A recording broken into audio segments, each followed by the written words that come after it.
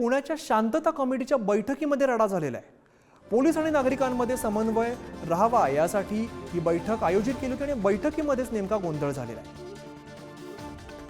तर पुण्यामध्ये शांतता कमिटीच्या बैठकीतच राडा बघायला मिळालेला आहे। पुण्यामधून बातमी येते, पुण्यामध्ये शांतता कमिटीची बैठक पार पडत होती आणि त्या ठिकाणी राडा झाला।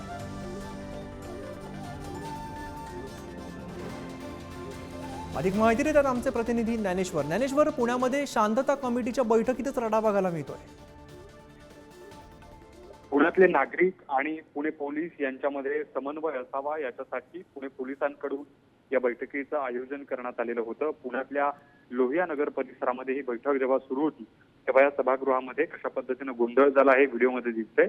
काही नागरिकांनी वेगवेगळे मुद्दे मांडण्याच्या संदर्भानं जेव्हा प्रश्न उपस्थित करायला सुरुवात केली तेव्हा या गोंधळाला सुरुवात झालेली आहे। पुण्यातले हे नागरिक आहेत, लोहिया नगर मधल्या एका परिसरात एका हॉलमध्ये या कमिटीचं चर्चेचं जे सत्र सुरू होतं त्या दरम्यान हा सगळा प्रकार घडलेला आहे। यामध्ये पोलीस आणि नागरिकांमध्ये समन्वय राहावा याच्यासाठी म्हणून ही बैठक आयोजित करण्यात आलेली होती। मात्र याच बैठकीत कशा पद्धतीनं गोंधळ झाला हे व्हिडिओमधून आपल्याला बघायला मिळते। पोलिसांकडून जे सभागृहामध्ये गोंधळ घालणारे नागरिक आहेत त्यांना समजावण्याचा प्रयत्न केला गेला, मात्र या शांतता आणि एकोपा राहावा, समन्वय राहावा अशा विषयाच्यासाठी म्हणून नियोजित केलेल्या बैठकीत अशा पद्धतीने गोंधळ झाल्यामुळे या व्हिडिओची सध्या पुण्यात जोरदार चर्चा सुरू असल्याचं बघायला मिळतंय।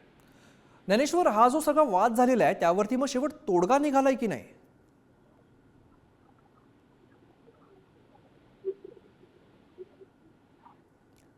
ज्ञानेश्वर यांच्याशी संपर्क तुटलेला आहे। धन्यवाद ज्ञानेश्वर, तुम्ही दिलेल्या सविस्तर माहितीसाठी।